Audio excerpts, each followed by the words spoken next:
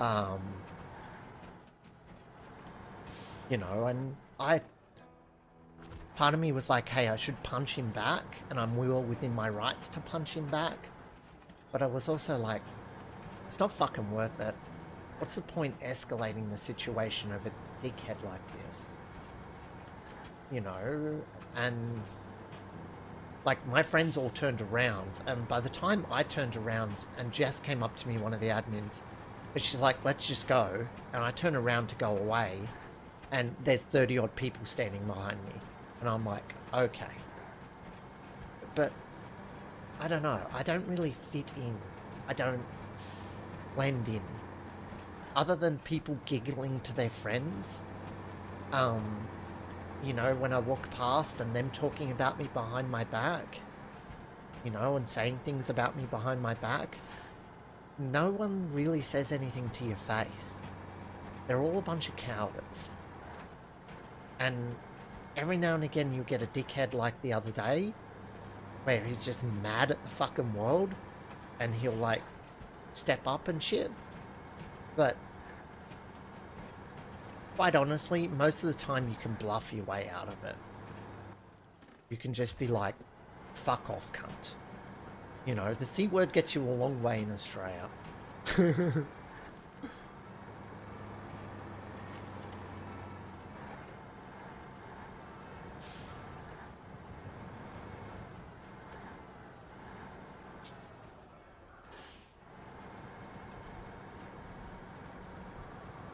What is this job here?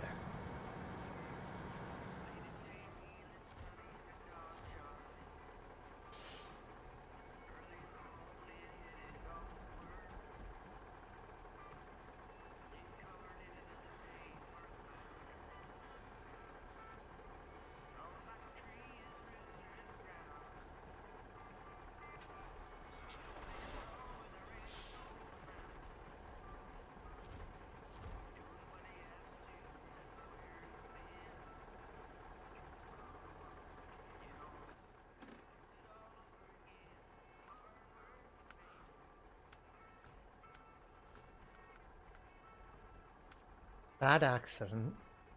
Okay, so I have that there. Something somewhere. Start tracking.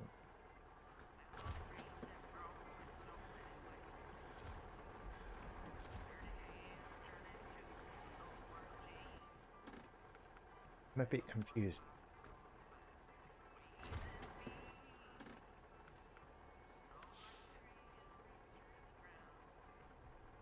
Oh shit, I have to deliver it down south. Oops. That's okay. I was like, why isn't this working?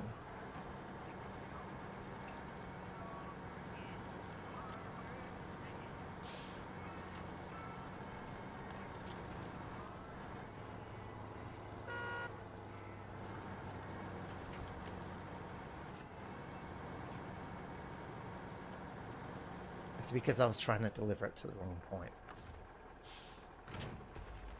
So yeah, I don't pass most of the time. If I put in time into my effort into, like, myself, like hair and makeup, then sure I pass, like wearing a wig. But I just walk around in public, and like I said, other than snickers and people staring at you or anything like that, and where I live is probably one of the more dangerous areas, like, I wouldn't be surprised if some of these people are carrying knives in my area, but again, like, fucking cowards.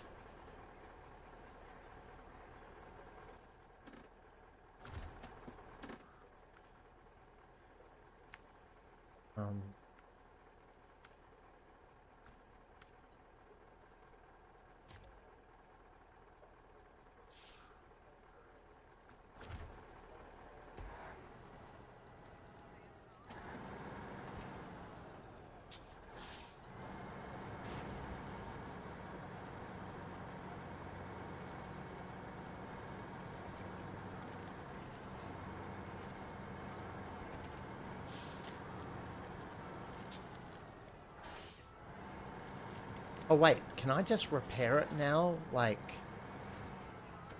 I don't need to keep it delivered here?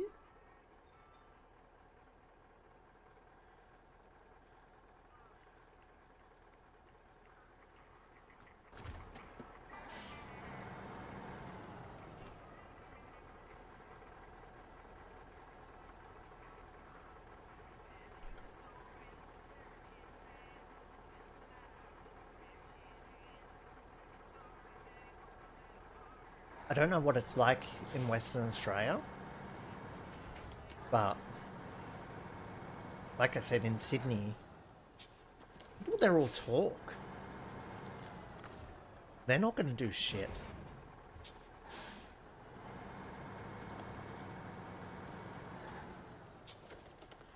So I don't think you're going to have a problem. And like you said, you can hold your own.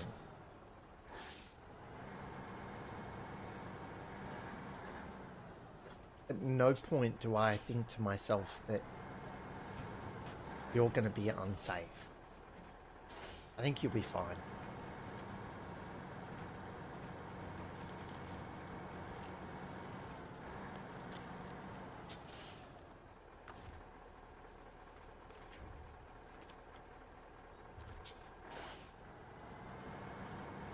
I've been in situations where someone's threatening to run me over and like moving their car, revving their car towards me and moving it towards me and like going really fast towards me and then stopping last second. I'm like, mate, you're not gonna fucking hit me. Like,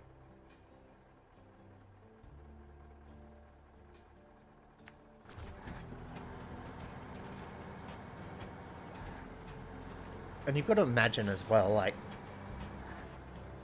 there was a whole bunch of crime that happened across Australia that I think it happened in like, we had the Bondi attack, which was a mentally ill person, had a machete. I think he killed like 4 people, wounded like 12 others, and a police officer ran in there and just fucking shot him dead, you know, and then tried to perform like CPR and tried to save his life and shit like that. But like, her main thing was, we'll try and save him after we've disabled him. Like, and since then, there was a couple of incidents with people with knives, but now there's like laws in place across Australia that allow police to, they carry metal detectors, portable metal detectors, and they now have the rights to search you at any time if they suspect you have a weapon. You know, like, a lot more power has gone towards the police, and people thought that this would be used to harass, you know, like, people that were just going about their days. But we've had so many arrests of people carrying knives, and like, it's cut down the amount of people carrying knives, and there's like some serious consequences for it.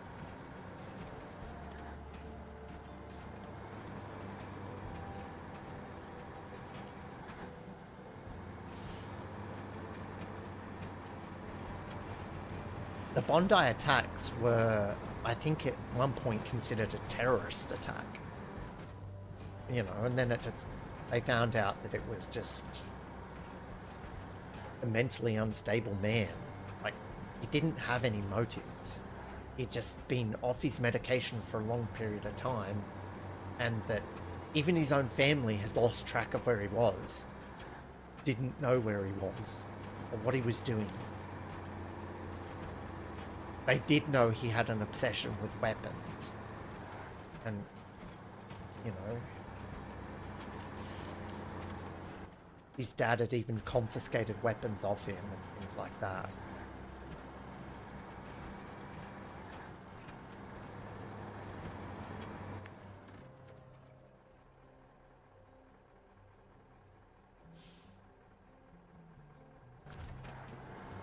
In Australia, you can't carry anything for self-defense.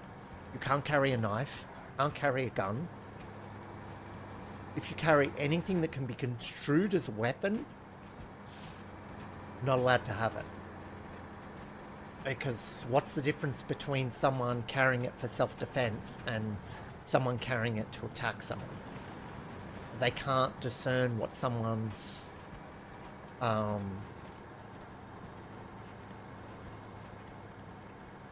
intentions are, so it's better just to not allow anyone to have things. So if you have a knife, you have a machete, say you're even driving down the road and police pull you over and you have a tire iron, like the thing that you kind of do up your lug nuts on your wheels with. Say you have one of those and it's inside the cabin of your vehicle, then you could be charged with having a weapon. Okay, if it's in the boot, that's fine. If you have it on like your passenger side seat, it's now considered a weapon. You know, if you have like a box cutter in your car and you have no reason to have a box cutter in your car, like they'll ask you, why do you have a box cutter here? But again, you have to be a fucking dickhead to be pulled over police for them to search you.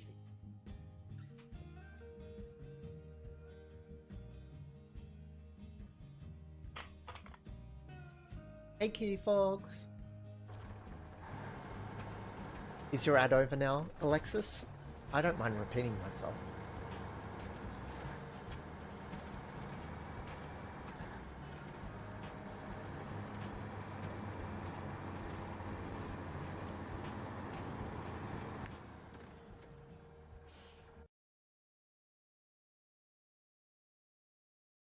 Okay. So in Australia, you can't carry anything for self-defense. Can't carry mace, can't carry a gun, can't carry a knife. You know, you can't carry anything for self-defense because it's not your job to defend yourself. That's the police's job. And if they allow people to carry weapons, then the bad people will carry weapons. You know, and they'll just say that they were carrying it for self-defense. So, because they can't ascertain what your intentions are, then they just allow no one to carry anything. If you have a gun, a knife, or whatever, you will get done by the police.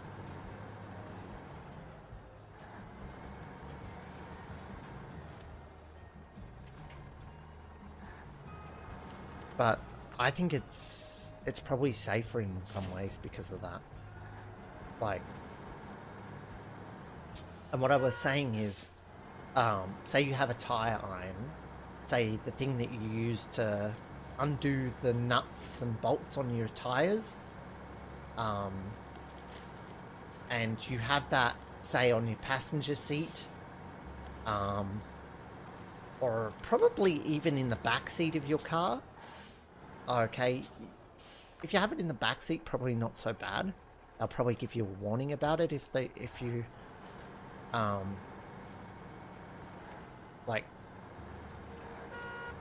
end up being searched.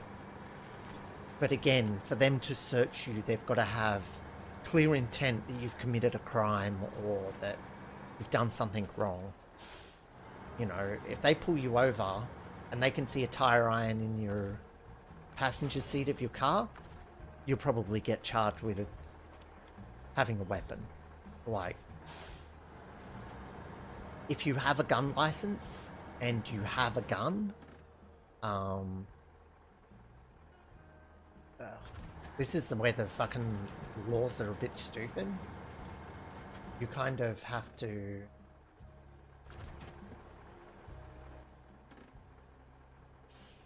Oh shit. You have to kind of carry it on your passenger seat. You're not allowed to have it in your boot, because that's then considered a concealed weapon. If you don't have a concealed weapon license, then you can get in trouble for that. But at the same time, like, if police pull you over and they see a gun on your passenger side, they'll fucking overreact. Like, it's not allowed to have any ammo in it. I think most people just kind of, like, if they're transporting their gun to the gun range, they usually just keep it on their backseat.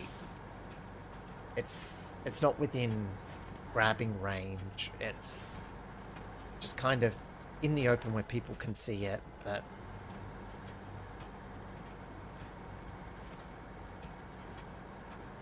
yeah, like, even bringing some of those things into the country, you can get,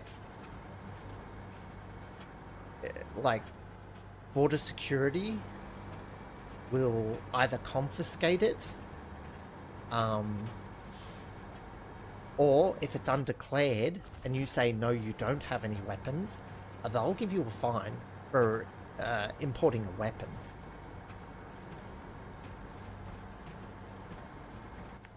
There's a TV show on called Border Security, and they go through and have a look at, like, all the people coming into the country and stuff like that, and get a lot of people come back from a lot of the Asian countries, like Southeast Asia, where they're like Philippines, Taiwan, stuff like that, and they'll have like daggers and flick knives, and you know, they'll have like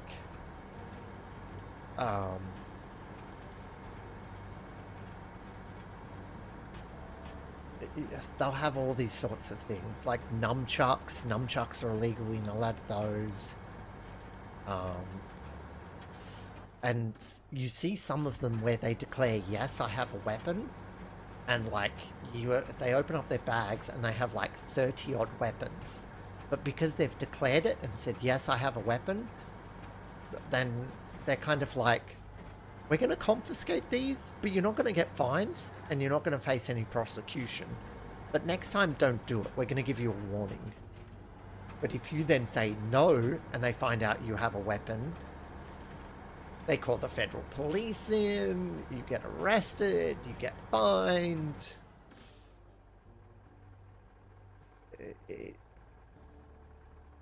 It honestly isn't worth it. So don't bring weapons into Australia.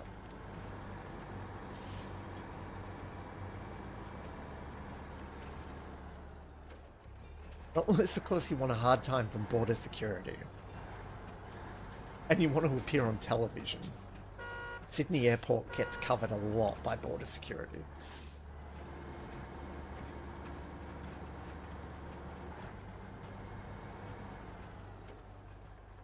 They do cover other airports, but not as much.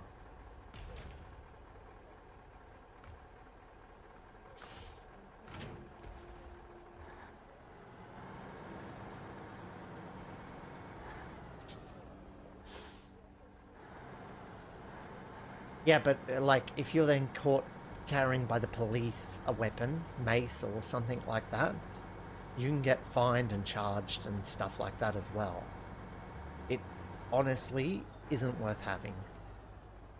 And the system works in such a way that you don't need to have weapons.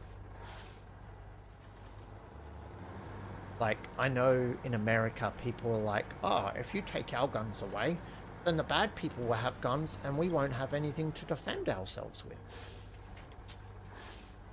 That's how the sentiment was here when they started taking people's guns away from them. And, you know, like semi-automatic weapons and things like that, but nothing fucking happened.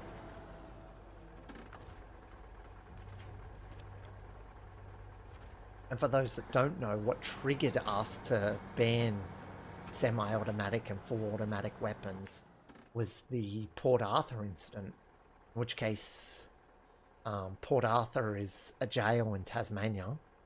It's no longer an active jail.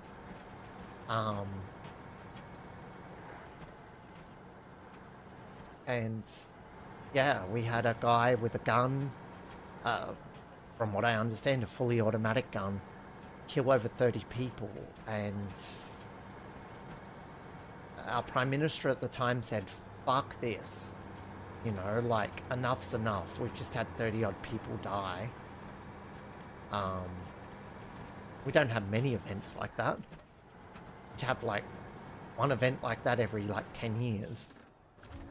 We're gonna ban all these weapons. And we're going to have a buyback program. So that, you know, the people who have these weapons, we're gonna give them money for their weapons. And they did. They bought back a whole bunch of the guns, and then they melted them down, and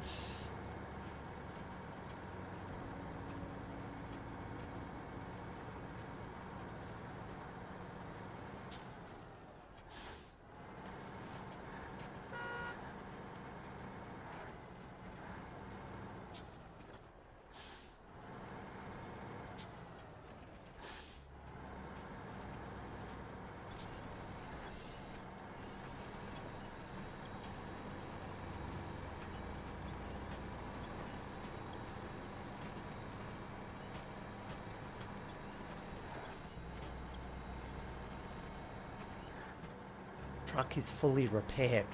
Is that going to repair the truck behind me? Oh, it doesn't repair it. Fuck. Question is, can I get down the road with how much liters of fuel? 24. I don't think it's gonna. Oh, it's gonna be close. I'm gonna have to map this out pretty well.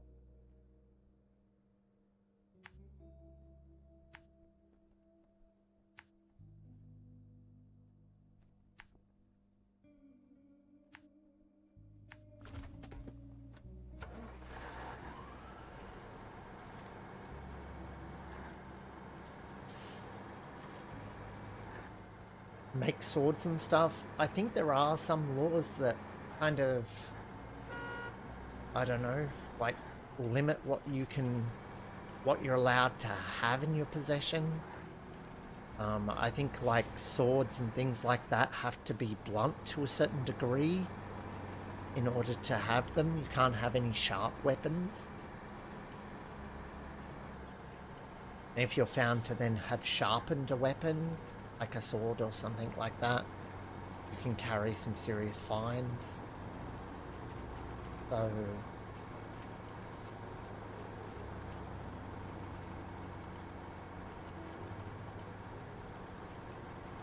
like I said, a lot of the laws are there to protect the general public.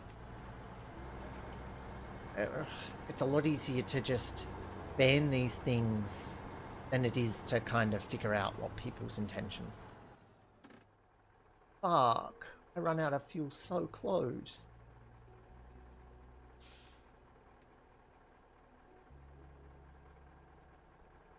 Oh wait, the car behind me had fuel.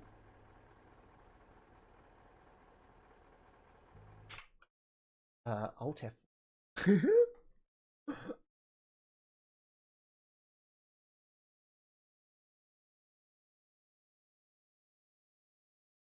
You can go buy a brick. Yeah, you can buy a brick. I wanted to buy a machete online, and I was like, I don't know whether or not they're going to let me. Again, I wanted to buy a machete to clear out bushland in my area. Like, not to stab someone. And I was like, I'm not going to risk it. Like, yeah, it might get suspended, in which case I lose my money. I might have the federal police coming after me. I was just going to buy it on Amazon. Hey, Blissfinder. Welcome. It's been a while. How you been?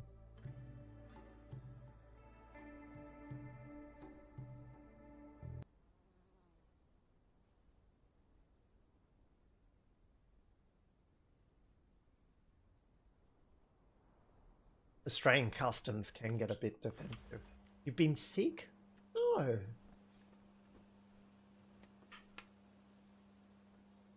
I'm sorry to hear.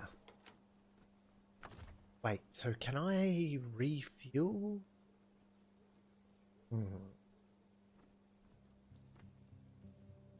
I have to get closer to the truck behind me.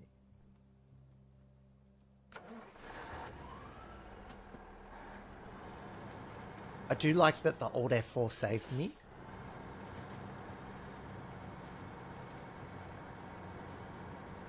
I drove down the way away from the truck I had.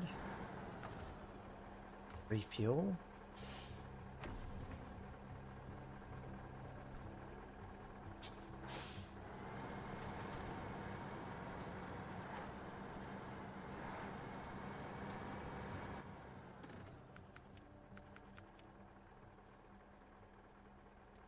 I'll drive down the road and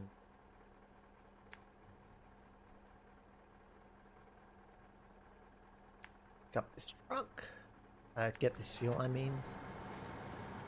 So, Bliss, we were just telling Alexis about some of the laws in Australia because they're coming over here from America in order for a holiday and hopefully to get some work.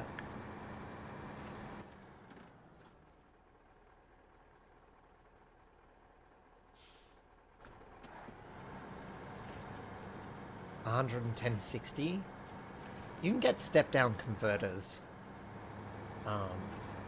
but where across Australia it's all $240.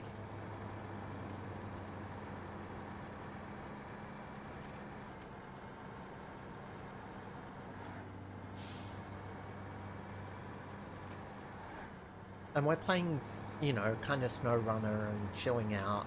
I don't know. Horizon Zero Dawn has been kind of... Each time I've been playing it, I haven't been enjoying it as much every time. And I think I stopped enjoying it when we completed the game and started doing the DLC, and just kind of felt a bit grindy. So I'm like, why am I playing something I'm not enjoying? I'm taking a break from that. Tonight I will be playing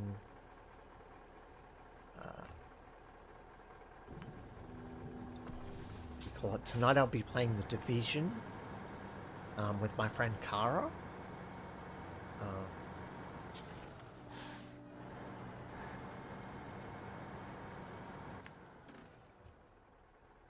So I'm really looking forward to The Division. It's something where Kara and I started playing it, and then I think 1 or 2 days later we ended our friendship. And I don't know, over the last 2 months of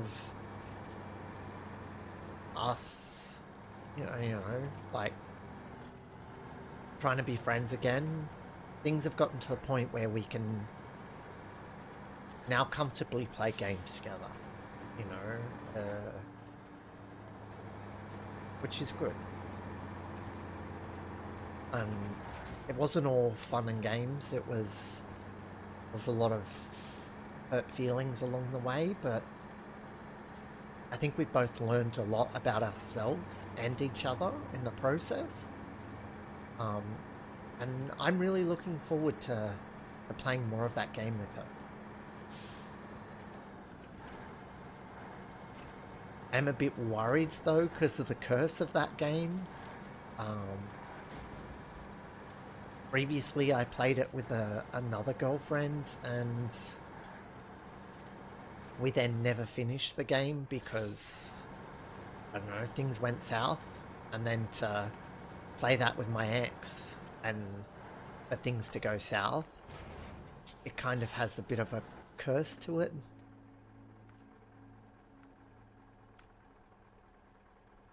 But I'm thinking we can overcome that. I'm hoping.